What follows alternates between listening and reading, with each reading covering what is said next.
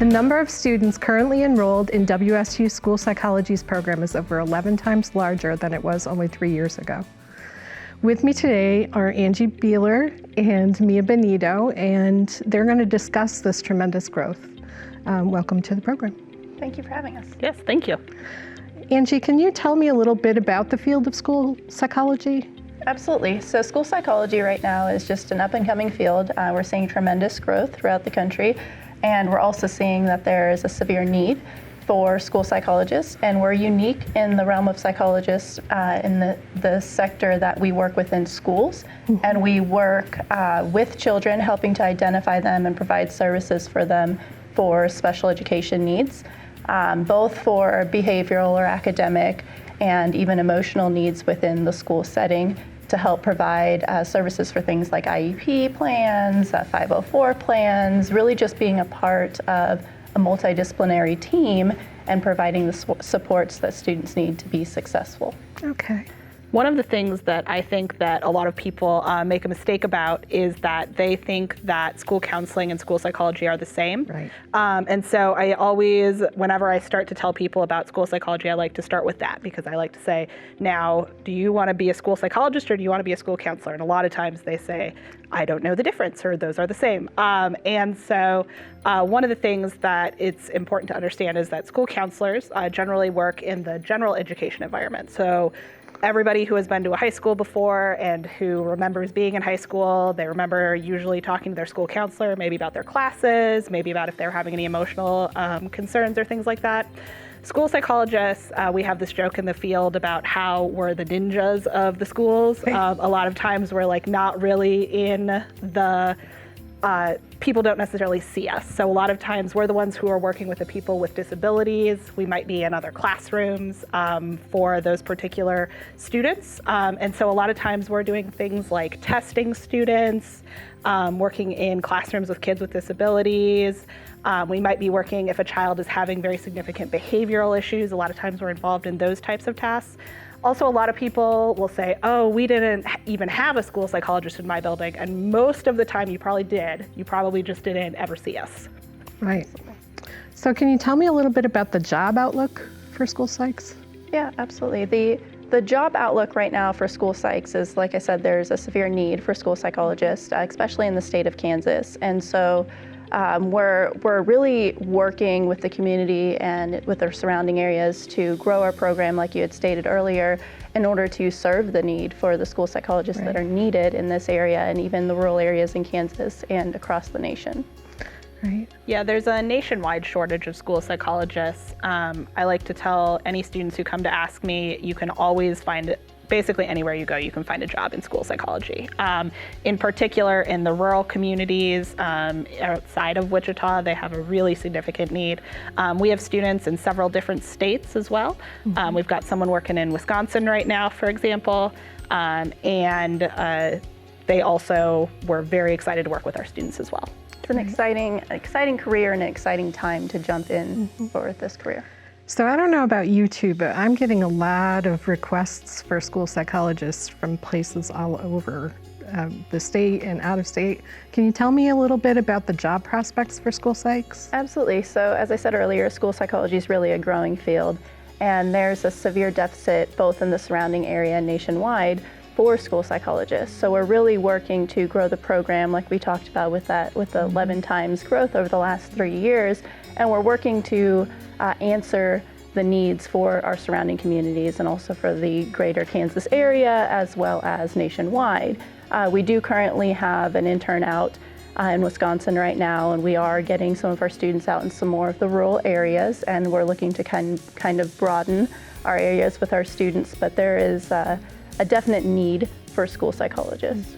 Yeah, one of our recent graduates just moved to Colorado, and we have lots of people all over the U.S. And all over the state that are serving that need in this area. Do you have to have a school or a psychology degree or have been a psych major in order to become a school psychologist?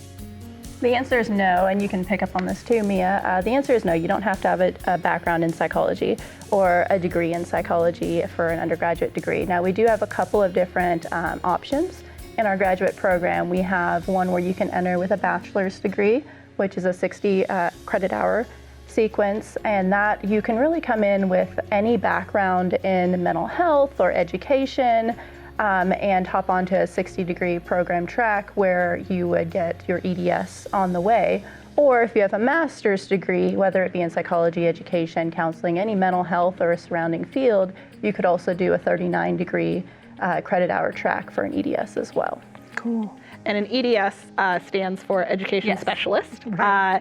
And Education Specialist is a unique degree for school psychologists. A lot of people don't really know exactly what that is. And essentially what I like to say is it's halfway between a master's and a doctorate. So it's 60 hours, and it includes also, after that, in order to get your license, you have to do a 1-year internship. One of the things that's really cool about the state of Kansas is that our internships actually are fully paid. Right. So the vast majority of our students go in on the first step of a teacher pay scale, and they're able to make, very good money in that very first year working as an intern, which is As a student. yes, which is not something that is true of every state for how internships work. Absolutely, and we have a lot of teachers that will come back as special education teachers, counselors. We have a lot of professionals in the field that will come back to get their EDS after a master's degree or after they've been in the field for many years. And that's one of the things that's really cool about our program. All of our classes are offered starting at 5 p.m. or later. So the vast majority of our students work full time. And we find that that works really well for a lot of those people who are wanting to transition from one job to another. In particular, teachers, a lot of times we all know teachers are heroes and they're exhausted. And so school psych is a great option for them to still remain in the school, but transition outside of that classroom role. Right.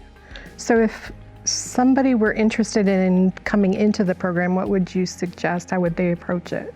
I think just reach out to us. We have no problem with students just reaching out to us, shooting us an email or a phone call coming in during our office hours. We're very open to just having a conversation for students, and we do have quite a few different interesting things going on within our program. I know we have the new ABA certificate that's embedded throughout our program now. And ABA stands for? Applied Behavior Analysis. So we do have a verified course sequence now that is a sequence of 6 courses where students can take en route to their school psychologist EDS degree.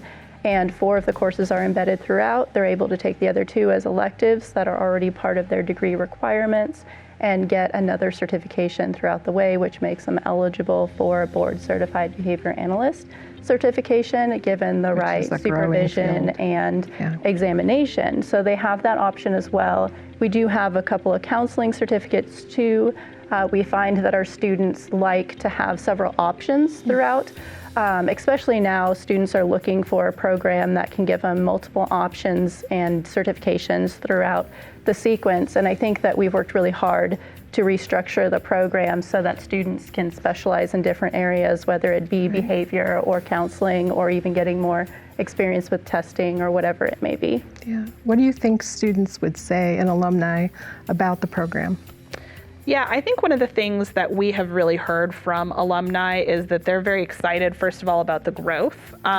We've also we've worked very hard to make it faster for students so that students, streamlining and making it so that students can be full-time and finish in 2 years plus that 3rd year of internship if they take the right classes and progress along the way. Many of our students choose to go part-time because they're working professionals or even coming right from undergrad, they still choose to work during the day. So working full-time, they may take a little longer, but our students are very able to work quickly through the course sequence. Yes, and I think a lot of our alumni are also talking about the behavior experience that they're getting throughout the program now. We've received great feedback from the surrounding area that was a need within the community, and that school psychologists as a whole just needed some more training